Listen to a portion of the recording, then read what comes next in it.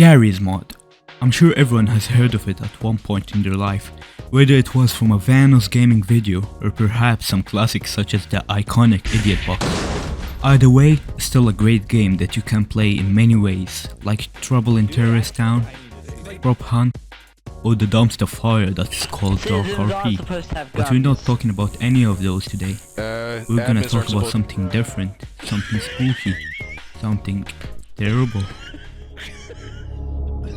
And it's called Gmod Horror Maps. Some of the most entertaining horror experiences you can ever have with your friends. Crusty moving JPEG jump scares, broken textures, mediocre stories, and much more. You can't really complain about the quality of these maps since they're usually made by one person, and there's only so much you can do with Garry'sMod. And most importantly, they're free! They're free, baby! You really can't complain about something when it's free. We're just gonna heavily criticize it. We ain't complaining, you know, it's just criticism. Also, we're not gonna include the funny backroom neck spots or whatever. We are not gonna make the video about neck spots, because everyone and their mothers have already done a video on it. Putting all that stuff aside, to perfectly demonstrate the Gmod horror map experience to you, me, the brave hysterical, alongside my friend Bolin, will play 3 maps. Then as we progress, we're gonna show some humorous moments. Also gonna briefly cover the story and gameplay elements that aren't just walk around for 5 minutes then get jumpscared by an image taken by an Android phone. Then after that, we'll wrap it up and piece together the story and give our final thoughts on the map from a 1 to 10 rating. We're gonna start off by playing Haunted Hotel. This is the only map that me and Bolin played together, because I played all the other ones solo. Bolin wasn't available. But let's just read the description of the map. It says that this is an extremely scary horror map with jump scares, a scary plot and other scary things, and you can play it in co-op. Although it's recommended to play it solo, but that's boring, who cares? Although this sounds a bit promising, let's dive in and find out if the creator was being honest with us in the description.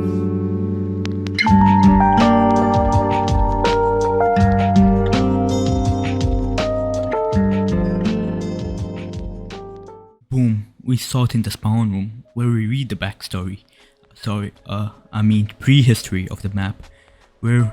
The prehistory, bro, stop. Okay, the backstory. You and a friend went on a round the world trip, but your flight was delayed and you checked into the hotel for 3 days. Which sounds generic. I'm pretty sure the creator of this mod doesn't even speak English natively. And it's also a Gmod horror map, so you can't really expect much out of it. Let's just continue. The actual map starts off great with a random JPEG jump scares that wakes our character up from a dream in this really small room. We leave the room to a hallway that kind of looks like the funny one from The Shining. But that doesn't matter, as we find a newspaper that tells us that there were a couple murdered in this hotel. They couldn't have done it themselves, as the damage on them was enough evidence that there was someone else who had done it. Some rumors say that the hotel is cursed and the ghost of a woman who died in this hotel many years ago is the one behind the murder. This is the main plot of the story, which sounds kind of alright so far. We put the newspaper down and the protagonist says that he needs to tell his friend about this event. We proceed to move on and find the Mona Lisa. We also found a room which has blood on the floor and a Minecraft cave sound. We grab this low ass quality looking key and open the bathroom door to find out that this bathroom is in fact really long, with a man just chilling in there, and we just stole his keycard. So we head back and we get greeted by our second JPEG jump scare.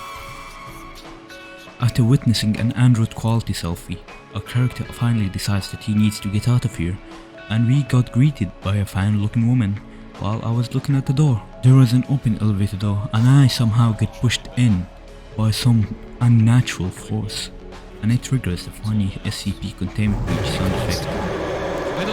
We end up in this dirty place where we turned on the power, and for some reason the iron bars here break and it literally leads to an invisible wall. Like, okay, cool game design. We open the exit door and climb up the stairs to find out about the scariest part of this map. Our broke protag decided for some reason it was a good idea to stay in a 2-star hotel. God, bro. And the fact that literally a slowed down version of the Kitchen Nightmares dramatic sound effect randomly plays after we enter this hallway. And this is making me start to think that the moral of this story is to never stay in a cheap hotel. Moving on, we have to progress, and now behold the worst puzzle of all time, arguably the weakest section of the map so far. Me and Bowling literally spent like 10 minutes trying to look around for a solution. We found some spooky paintings. Bowling decided to spray this whatever that couldn't be seen unless when we looked at it from an angle, and we got jump scared for some reason while looking at Scout, and at that point we just gave up, and the protagonist gave up too and decided to just say the code out loud, but we didn't even get to write it down because it disappeared really quickly. We couldn't make any sense of the stuff we found. It was obvious that we needed to use room codes, but we didn't really know how to organize them, to the point where we looked up on the Steam page for the map and got the code from there. But even then, we tried to understand how we were supposed to get the code. You could make the argument that we're dumb, which is really fair, but it still literally doesn't make sense. But at this point, we just didn't care. We found a room where classical music started playing and the chandelier almost fell on us, so that's cool. At this point, we just turned our brains off and just walked around mindlessly and started pressing E on everything to trigger something. While I was just starting to go schizophrenic. No. Do you remember that image of the garden pot with 2 feet? No. Oh my god. What? Man, what? And we found a red door key and a phone. Oh, and found a room with a man just chilling. And we said hi to him. We were just talking about life and stuff, you know. We had to say farewell. Then we found a bar with a vent that we couldn't enter yet. I found the red door and finally opened it, and that led us to a cool piano that was really loud. And we looked at this big mirror and got jump scared by something that isn't a JPEG this time, which is nice. We found this room that literally had no purpose, but it was still there, and another room where we look at this picture of SCP-106, and we found the corpse with a level next to it, which we stole, and we just went back to get jump scared by a falling corpse. Then we finally found the use for the keycard we got at the start of the map, and opened this gate with it that literally just made us circle back. Which, okay, we just wanted to finish the map at that point. We remembered the vent with the hot air that prevented us from going inside, and we had the ingenious mastermind idea to find a way to turn something off with the lever we found. So we did that and went in the vent. Among Us reference, guys. Do you get it? Then we ran into Shari again inside the vent, and we found these 2 corpses, which we assume is the couple we read about in the newspaper. We entered this room with the slowest and most dramatic door opening ever. Then we found this intact newspaper article from almost a century ago, where it finally reveals the identity of that beautiful lady that we kept seeing throughout the entire map, and it turns out she's a bit evil. We put the newspaper down and got jump scared by 2 FPS gif of literal maggots moving, which is just more disgusting than scary really, but we'll still censor it because it is a bit gross after all. We were walking around in this hallway, and the game suddenly tells us to run while playing the Left 4 Dead Twitch team, and oh my god, for the first time in life, women are finally chasing after me. The lady that was creeping on us the whole time is finally trying to kill us, and we managed to barely escape using the elevator. We finally reach the ground floor, and we get caught by the police and get sent to a padded cell, where we find this conveniently placed newspaper in a room that finally reveals it all. The rumors about the ghost were real all this time. All those dead people that we saw were also real. None of these were hallucinations. The next day of the original incident where the couple died at the hands of the ghost, the police found 4 more victims and found the only survivors, us. We told them that the ghost was behind all of this, but there's no evidence and clues to back it up, so it all remains a mystery.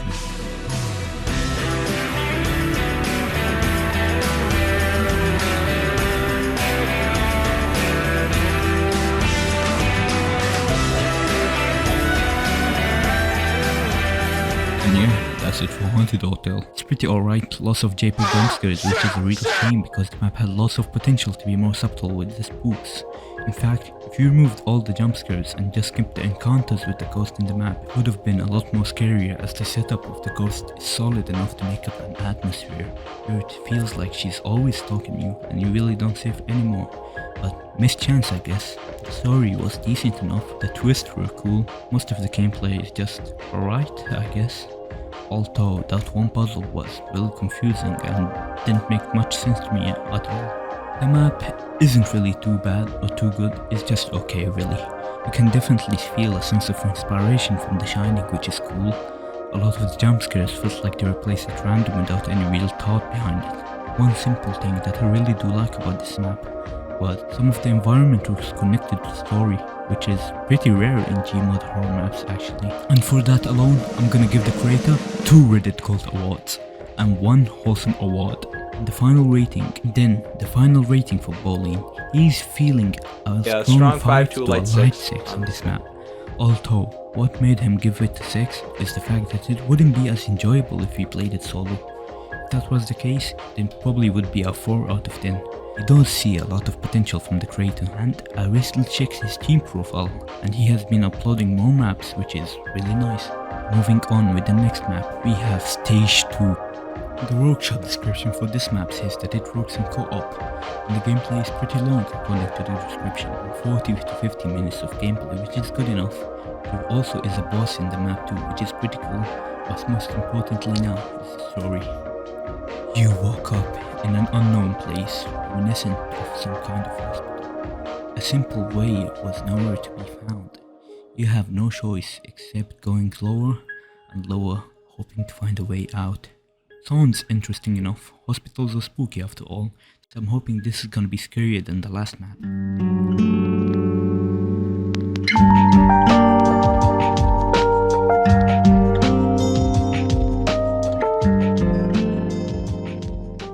Entering the map, we find the same stuff from the workshop description, copy and pasted here. Then, a funny door falls down like the cat in the wheelchair.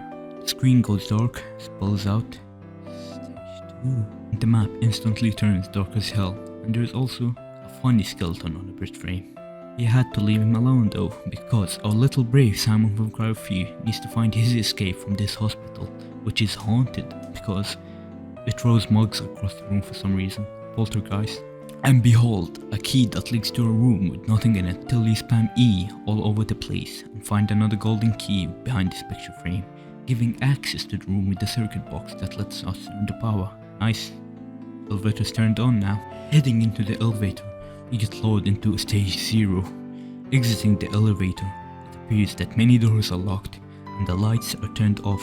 There's also a bathroom with a really good scare, which genuinely scared me. These are the type of jump scares that should be done in Gmod horror maps. It doesn't have to be extremely original, just something that isn't a loud noise and a disturbing image. The bathroom itself didn't really have anything important. So we move on and navigate through the area. Right after praising that previous jump scare, we get greeted by a really bad jump scare that goes on for way too long. Entering the psychologist's room, the door shuts on us and the lights turn off, and we hear this laughing sound which goes on for way too long too and ends with a JPEG jump scare.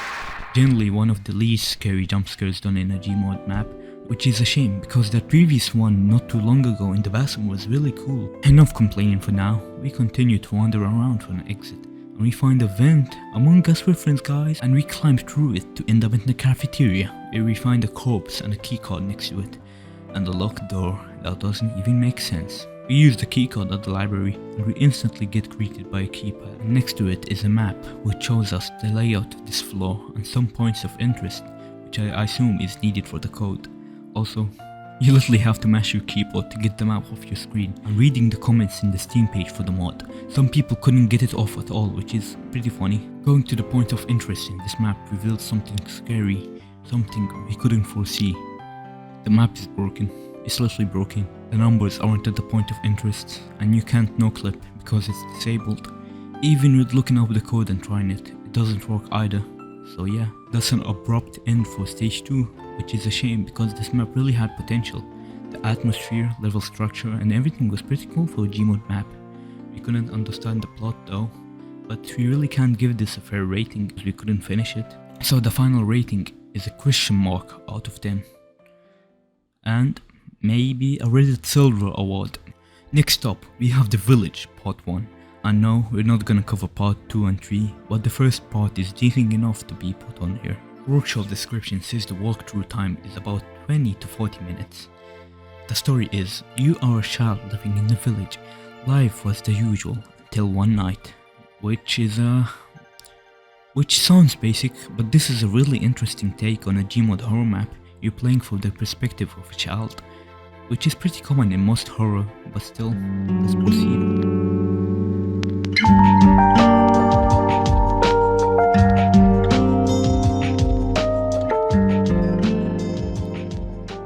We start off in the usual lobby before beginning with rules and the full backstory. Once upon a time, you were walking around late at night, but something frightened you and you ran inside a nearby barn instead of going back home. You slept there for a little while and then woke up in the middle of the night. You decide to return home. Your parents know that you're staying inside the barn overnight. Anyways, you should get going. It's dark out and you have no idea what's out there for you. Time to head home where your soft bed waits for you. Small note, the barn that the protagonist hides in is actually not a random barn, it's just a part of your house. I don't know why they didn't specify that, but I'm pretty sure it's just a rough translation, which is fair. Let's begin the actual map for now. Starting off in the barn, you go outside, and first thing to note about this map, the visuals really aren't good but not bad, but there's just something aesthetically pleasing about it, which sounds weird and I may be just an odd person, but it looks really nice to me. We come across the bigger barn and the front door is locked, or the door is jammed, so we sneak through a crack in the wall that is conveniently big enough for us to fit in. Protagonist's vision slowly starts to fade in and out due to his lack of sleep, which is a simple but a really nice touch. We finally make our way to the house and we head to our room where there's a door and a bunch of books about Minecraft, which is funny, and our bed with a marker in it. So we finally head to sleep and sleep for like 5 minutes before we wake up due to hunger. We go out to the kitchen and check the time. Our dumb protagonist says it's 1 AM when the clock says it's 1:40. But that doesn't matter, he's just a small child, he can't read clocks. We grab some leftover Chinese food and microwave it, then we gobble the shit up. We head back to sleep after eating and our protagonist wakes up yet again because his window scared him. He checks the time and this dumb goblin literally can't read. He decides that he needs to go to the toilet, so we head upstairs and we still in our place when you hear footsteps that startle us, which could be just his father.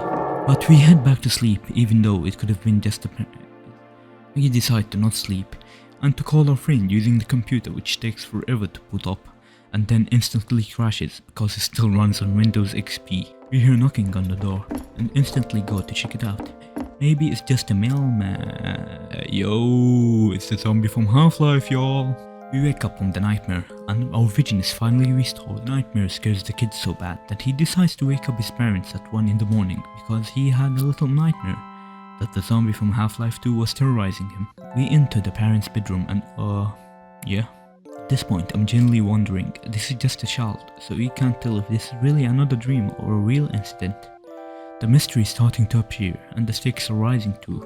We grab a key for the balcony and we head there to find a radio that plays Feels Good Ends by Gorillaz, baby! Which we will sadly not be playing due to copyright. And the key next to it, which is lame because you have to progress and I just want to listen to Gorillaz, man. We open the crate with the basement key and take it, so we finally enter the basement that looks like a dungeon. So we pick up this silly goofy looking huge flashlight that we can somehow carry and exit the house or using the cellar door. Upon exiting, we immediately hear footsteps of the man which we assume is the killer. Or maybe the parents are just playing a very elaborate prank on the child by traumatizing him. We couldn't find the corpses, who knows. We head to this house which used to be inhabited by Bootman. We enter the house through the back door and damn, that table do be looking kinda octagonal though. There's really nothing of interest here until we hear the footsteps of someone.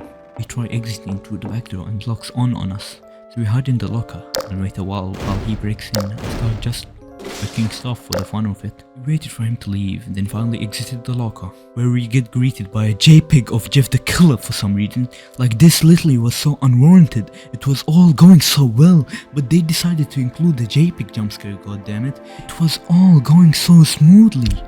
Fuck. Whatever, man.